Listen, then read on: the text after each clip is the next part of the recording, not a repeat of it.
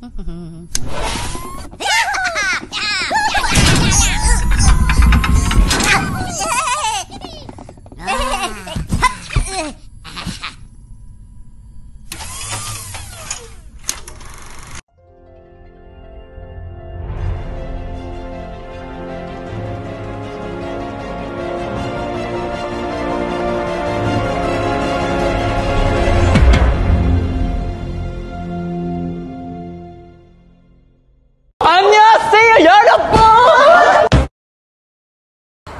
爱我，我爱你，我是本少加秘密。你爱我，我爱你，我是本少加秘密。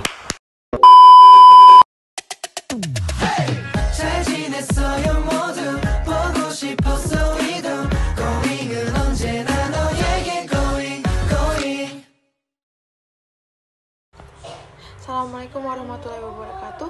Hello everyone, my name is Yasmin Fadila and I am the leader of the second group. Literally, that was confident. So in here, I would like to present our work about practicum auditing for completing our last text in this semester. So our group have 4 members. And the one of the 4 members is me, Yasmin Fadila, with ID number 2105151-063, and we are from Polytechnic Negeri Medan. So my members, they would like to introduce themselves. So here, let me present our video. I hope you enjoy it. Bye. Hello everyone, I want to introduce myself. My name is Andreas Sinaga from Polytechnic Negeri Medan with ID number 2105151018. I am here from presenting our presentation about persediaan dan pembelian and beban dibayar di muka. Hello, my name is Ayu Minarma Pasaribu from Polytechnic Negeri Medan with ID number 210515102. I'm here from presenting kode D from 1 to 4 about asuransi dibayar di muka, sewa dibayar di muka, and persediaan suppliers, kantor dan biaya suppliers. Hello, my name is Indawati from Polytechnic Negeri Medan with ID number 2105151054.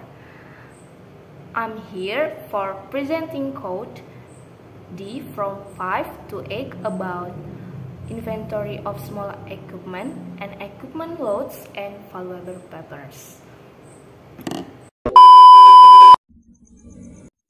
Baik, di sini saya akan menjelaskan persediaan dan pembelian. Pengertian persediaan atau inventory yaitu barang yang dimiliki perusahaan untuk dijual kembali atau digunakan dalam proses produksi. Contohnya bahan baku, barang dalam proses, dan barang jadi. Untuk pembelian atau purchase itu yaitu transaksi pengadaian barang atau jasa untuk mendukung operasional perusahaan. Selanjutnya di sini ada tujuan audit persediaan dan pembelian.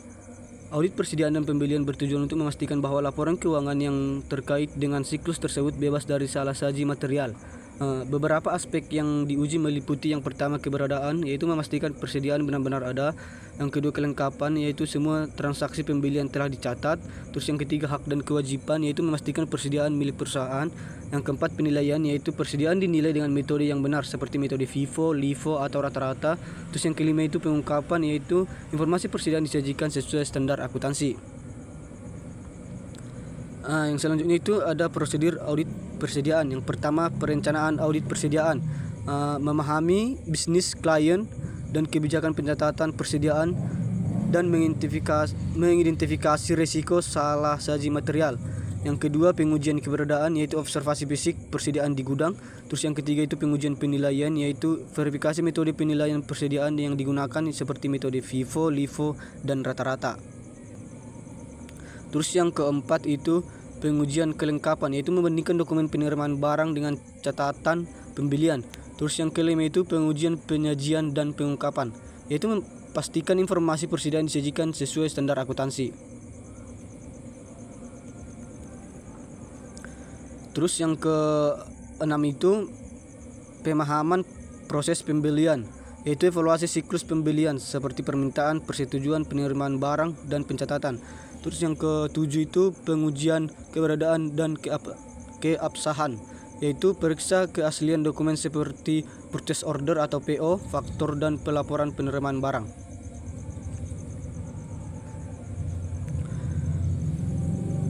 Terus yang selanjutnya itu pengujian kelengkapan, yaitu telusur dokumen pemasok dan bandingkan dengan buku besar.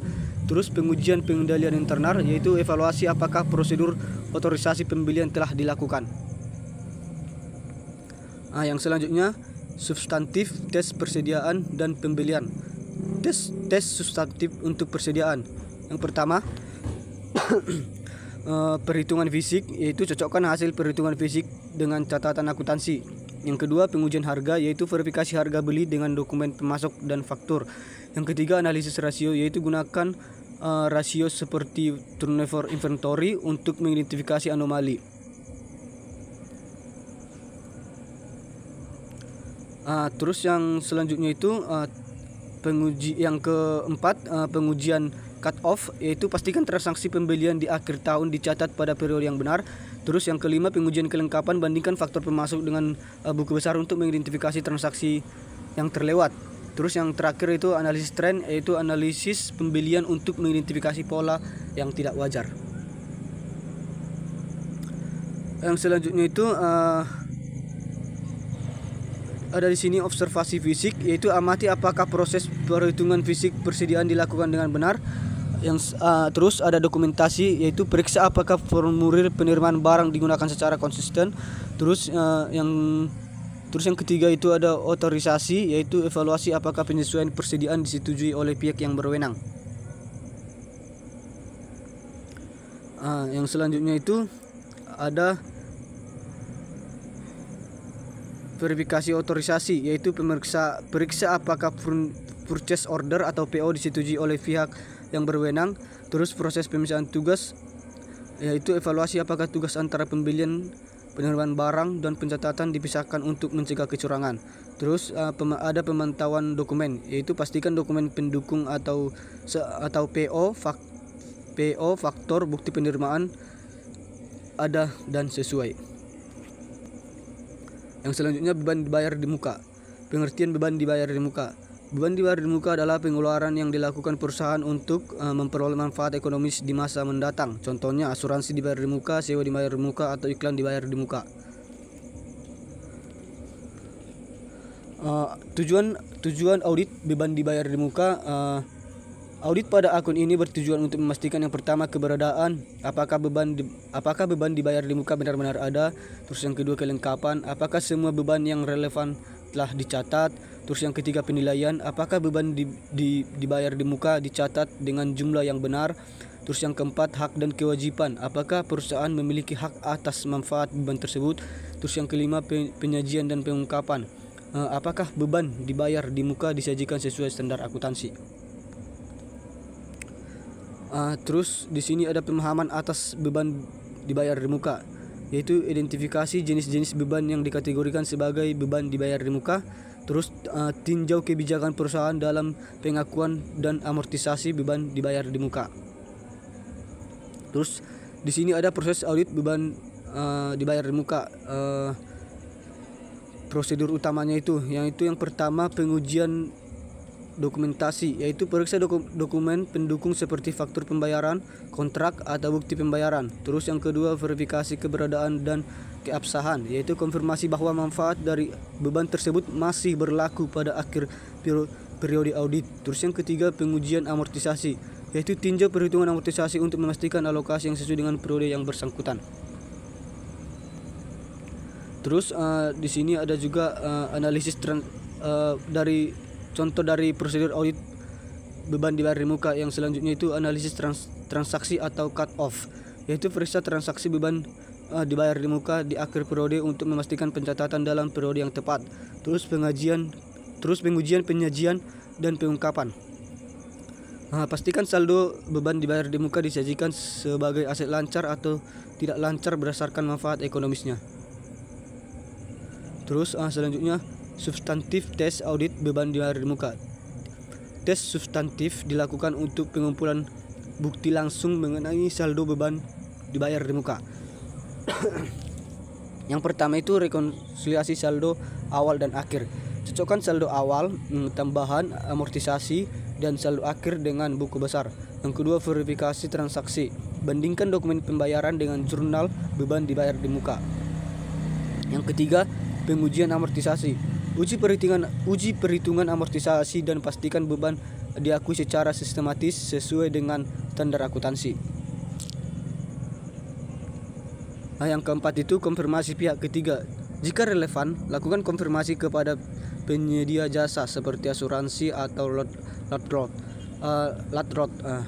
Yang kelima, analisis rasio. Bandingkan saldo beban dibayar di muka dengan total aset untuk mengidentifikasi anomali. Yang selanjutnya itu test of control atau tes pengendalian beban dibayar di muka. Tes pengendalian bertujuan untuk menilai efektivitas sistem kontrol internal terkait pencatatan beban dibayar di muka. Yang pertama itu otorisasi dan validasi. Periksa apakah pembayaran beban telah disetujui oleh otoritas yang berwenang. Yang kedua, dokumentasi yang memadai. Evaluasi apakah dokumen pendukung untuk pembayaran beban disimpan dengan lengkap dan rapi. Yang ketiga, pemantauan amortisasi. Periksa apakah ada jadwal amortisasi yang digunakan secara konsisten dan diawasi. Terus, tes pengendalian bertujuan untuk menilai efektivitas kontrol internal terkait pencatatan beban dibayar di muka.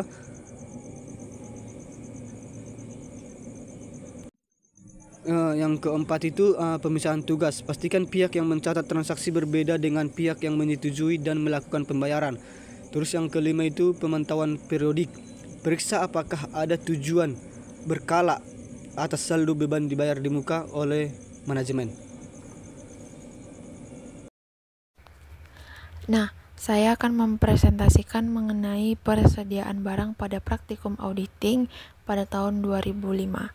Di sini terdapat kolom yang telah dibuat oleh klien dari jenis persediaan hingga jumlah.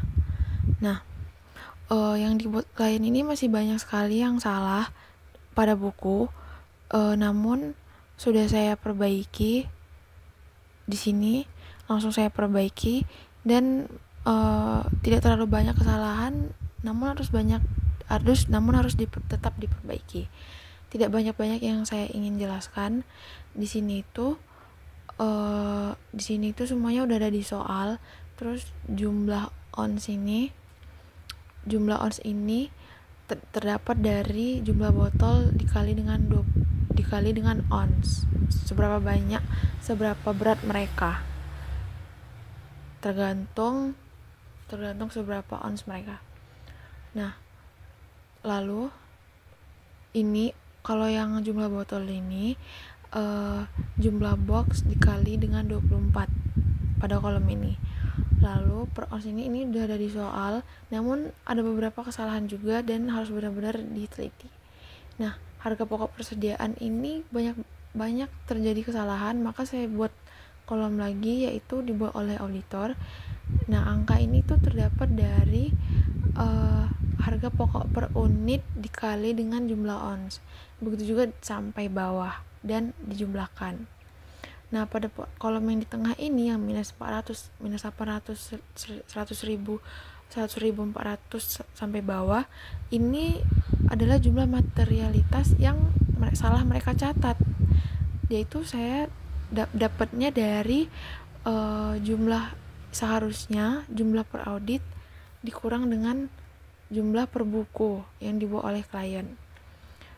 Nah, terdapat materialitas yang sangat besar, yaitu pada persediaan lemons 6 ons dengan akun A dengan nomor kode akun A608, yaitu terdapat 100.400, dan itu sangat material. Lalu saya jumlahkan semua per persediaannya beda-beda dari oil, lotion dan lain-lain.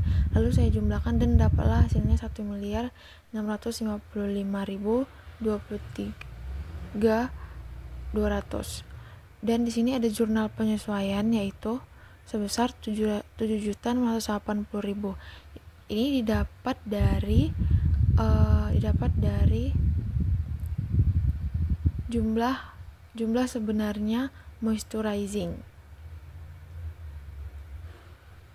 Jumlah sebenarnya moisturizing pada 20 box dan pada 800 box, lalu dikurangi dengan nilai buku yang salah mereka catat, yaitu 141.696.000. Jika ini sengaja saya tambahkan, nggak sengaja maksudnya, saya tambahkan, seharusnya ini 1 moisturizingnya, tapi saya tambahkan jadi 2 agar memudahkan saya untuk memahami ini, karena kalau dipisah saya bingung. Nah, jadi seharusnya ini 820. Kenapa saya pisahkan?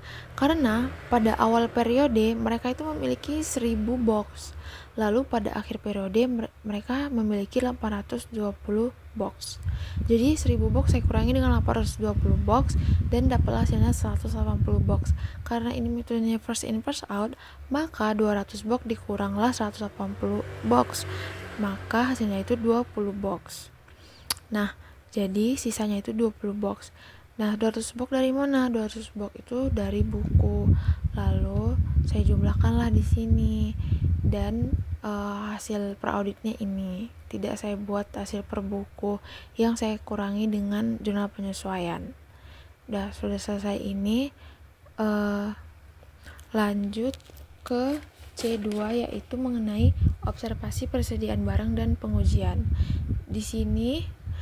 Di sini seluruh persediaan dan barang telah dilakukan observasi dan pengujian dengan metode perhitungan, yaitu test count, di mana tidak ada kesalahan dan telah ditelusuri ke kartu persediaan.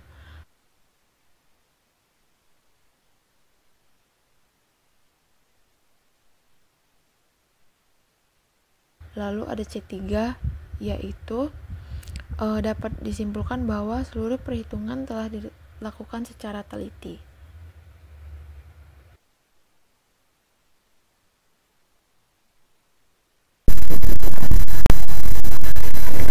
Baiklah, di sini saya akan menjelaskan kode D1, asuransi dibayar di muka dan beban asuransi.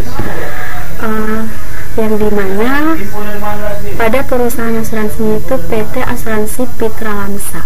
Konfirmasi asuransinya kita dapat melihat di kode D1, yaitu dengan ini kami beritahukan kepada saudara bahwa PT Bina Citra Pesona mempunyai poli asuransi pada perusahaan kami, yaitu PT Asuransi Pitra Lamsa sebagai berikut. Yang pertama, asuransi kebakaran dan kecelakaan nomor polis 428418001, asuransi kebakaran dan kecelakaan gedung pabrik beserta isinya, jumlah pertanggungannya sebesar 3 miliar pada tanggal 1 Juli 2003, jangka waktu 2 tahun, preminya sebesar 31.250.000, nomor polis 4628418002, asuransi kebakaran dan kecelakaan gedung pabrik beserta isinya, jumlah pertanggungannya itu sebesar 5 miliar tanggal 1 Juli 2005, jangka waktu 2 tahun, premi 62.500. Maka kita bisa buat di sini perusahaan asuransinya itu PT Asuransi Pitra Lamsa,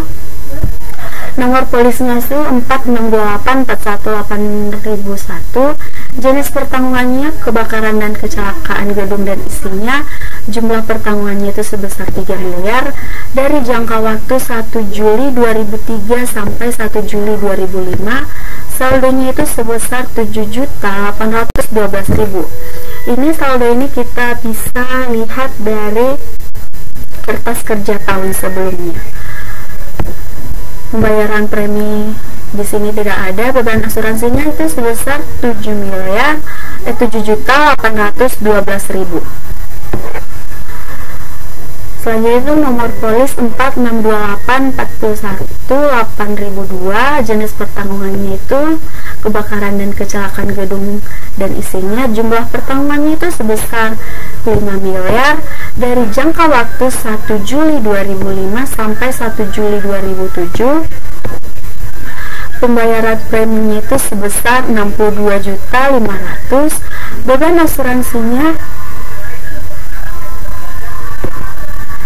sebesar 15.625.000, maka dapatlah saldo akhirnya itu sebesar 46.875.000. Itu didapat dari pembayaran premi dikurang dengan beban asuransinya.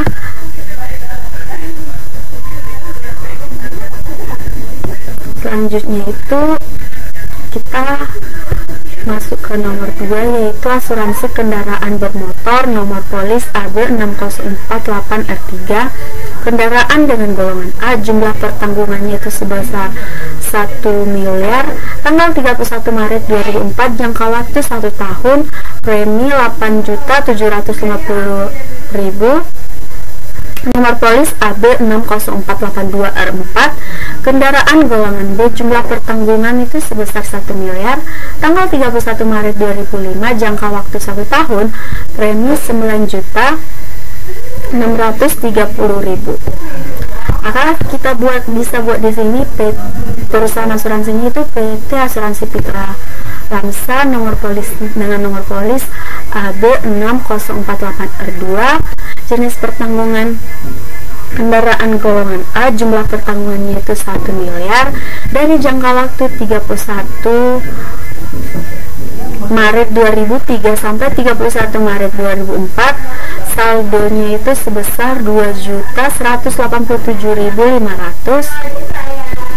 dengan beban asuransinya itu 2.187.187.500. Nomor polis AB 6048R3, jenis pertanggungannya itu kendaraan golongan B, jumlah pertanggungannya itu sebesar 1 miliar, dari jangka waktu 31 Maret 2004 sampai 31 Maret 2005. Pembayaran preminya itu sebesar 9.630.000, beban asuransinya itu sebesar 7.222.500, maka dapat saldonya sebesar 2.407.500. Selanjutnya itu asuransi pabrik nomor polis 60218049, public liability 50k, 100k, 10k, collision 2000 debt, dan komprehensif 2000 debt. Tanggal 1 Oktober 2003, jangka waktu 3 tahun, preminya liability-nya sebesar 31.500.000, collision-nya sebesar 23.250.000, dan komprehensifnya sebesar 13.500.000. Maka di sini kita bisa membuat nomor polis 60218049, jenis pertanggungannya liability dengan jumlah pertanggungannya 50, 100k, 10k, dari jangka waktu 1 Oktober 2003 sampai 1 Oktober 2006, saldonya itu sebesar 18.376.000. Ini juga dari kertas kerja tahun sebelumnya. Pembayaran premi tidak ada, beban asuransinya sebesar 10.500.000, maka dapatlah saldonya itu sebesar 7.876.000. Ini kita dapat dari saldo awal dikurang dengan beban asuransi. Selanjutnya ada collision, itu sebesar jumlah pertanggungannya itu sebesar 2000 debt, dari jangka waktu 1 Oktober 2003 sampai 1 Oktober 2006 dengan saldo 13.562.000, didapat dari kertas kerja tahun sebelumnya. Pembayaran premi tidak ada, beban asuransinya sebesar 7.750.000, maka dapat saldonya itu sebesar 5.812.000. Selanjutnya itu jenis pertanggungannya itu komprehensif, jumlah pertanggungannya itu 2000 debt, dari jangka waktu 1 Oktober 2003 sampai 1 Oktober 2006 dengan saldo wajibnya itu sebesar 7.874.000. Pembayaran premi juga tidak ada. Beban asuransinya itu sebesar 4.500.000, maka dapatlah saldonya itu sebesar 3.374.000. Selanjutnya itu yang terakhir, asuransi kecelakaan kerja, nomor polis KH 8034, asuransi keselamatan kerja, jumlah pertanggungan sebesar 500 juta, tanggal 30 Juni 2004, jangka waktu 3 tahun, premi sebesar 15.676.000. Maka di sini kita buat nomor polisnya KH 8034, jenis pertanggungannya itu keselamatan kerja karyawan, dengan jumlah pertanggungannya itu 500 juta dari jangka waktu 31 Juni 2001 sampai 30 Juni 2004, dengan besar saldonya itu sebesar 13.064.000. Pembayaran premi tidak ada. Beban asuransinya sebesar 5.225.533. Maka dapatlah saldonya sebesar 7.838.467 juta. Maka saldo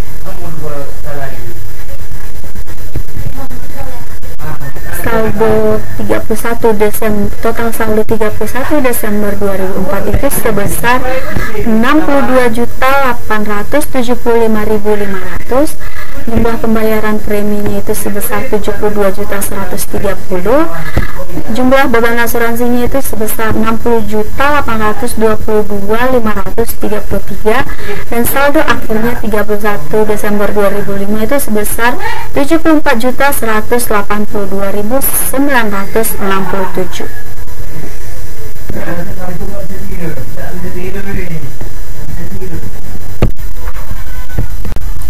Selanjutnya saya akan menjelaskan kode D3 sewa dibayar di muka. Saldo sewa dibayar di muka pada 31 Desember 2004 sebesar 10 juta.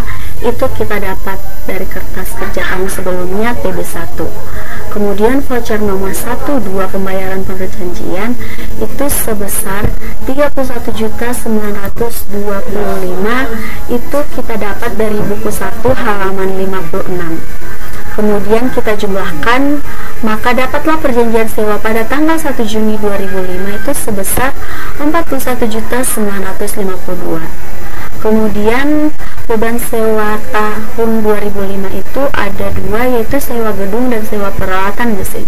Sewa gedung sebesar 7.500.000 dan sewa peralatan itu sebesar 15.976. Itu kita dapat dari TB2. Kemudian kita kurangkan perjanjian sewa pada tanggal 1 Juni 2005 dikurangkan dengan beban sewa tahun 2005, maka dapatlah saldo dibayar di muka 31 Desember 2005 itu sebesar 18.476.000 dan sesuai dengan TB1.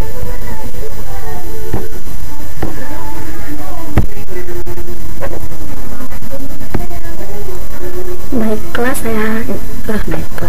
selanjutnya saya akan menjelaskan kode D4 persediaan supplies, kantor dan biaya supplies. Saldo 31 Desember 2004 itu sebesar 12.250.000. Itu kita dapat dari kertas kerja tahun sebelumnya. Kita jumlahkan dengan pembelian supplies selama tahun 2005, yaitu voucher-vouchernya ini kita dapat dari buku 1 halaman 58. Voucher 3616 itu 4.080.000, voucher 520 itu sebesar 7.570.000, voucher 915 itu sebesar 6.390.000, voucher 11 strip 15 itu sebesar 7.760.000 kita jumlahkan hasilnya 25.800.000, maka kita jumlahkan dengan saldo 31 Desember 2004 hasilnya 38.050.000. Kita kurangkan dengan saldo akhir 31 Desember 2005 itu sebesar 14.800.000, maka dapatlah beban supply tahun 2005 itu sebesar 23.250.000. Baiklah, kita akan melanjutkan yaitu ke kode D5, di mana saldo per tanggal 31 Desember 2004 sebesar 9.500.000 dapat kita lihat di buku 3 halaman 36. Maka pembelian surplus selama tahun 2005 itu dengan voucher 221 sebesar 2.960.000, voucher 44 sebesar 8.520.000, voucher 824 sebesar 7.240.000 dan voucher 914 sebesar 1.800.000. Informasinya ini dapat kita lihat dari buku 1 halaman 36. Kemudian kita jumlahkan, maka dapatlah hasilnya sebesar 30.020.000. Sehingga saldo akhir per tanggal 31 Desember 2005 itu sebesar 17.800.000. Kemudian 30.020.000 kita kurangkan dengan 17.800.000, maka dapatlah hasilnya 12.220.000. Kita akan melanjutkan ke kode D6. Nah, di mana pada hari Selasa tanggal 1 Januari 2006 kami telah melakukan observasi atas perhitungan fisik persediaan peralatan kecil dan supplies kantor yang dilakukan oleh karyawan klien. Karena jumlah persediaan tersebut relatif kecil, kami tidak melakukan pengujian perhitungan atau tes akun. Sebagai gantinya, kami memeriksa daftar hasil perhitungan fisik dan menelusur ke kartu perhitungan. Kami yakin bahwa kuantitas dan jenis pos-pos yang ada dalam daftar perhitungan tersebut adalah wajar. Selain itu, kami juga melakukan observasi terhadap prosedur pencantuman harga dan melakukan beberapa pengujian. Dalam hal ini, kami tidak menemukan penyimpangan atau kesalahan. Kami berkeyakinan bahwa pencantuman harga terhadap persediaan peralatan kecil sebesar 17.800.000 adalah wajar, dan persediaan supplies kantor sebesar 14.800.000 adalah wajar. Maka kita akan melanjutkan ke kode D7. Nah, kode D7 saldo per tanggal 31 Desember 2004 itu tidak ada. Kemudian kita tambah dengan pembelian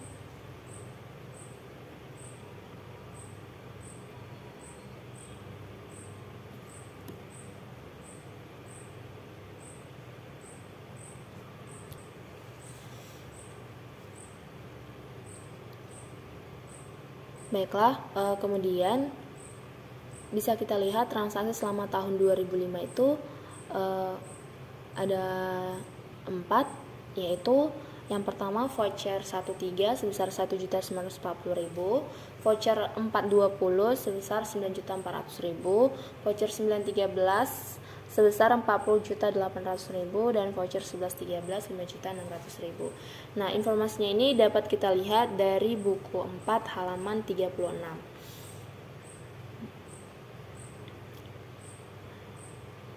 Kemudian kita jumlahkan, maka dapatlah hasilnya 57.740.000. Kemudian kita kurangi dengan iklan dibayar di muka, yaitu sebesar 30.600.000, maka dapatlah beban iklannya di tahun 2005 sebesar 27.140.000.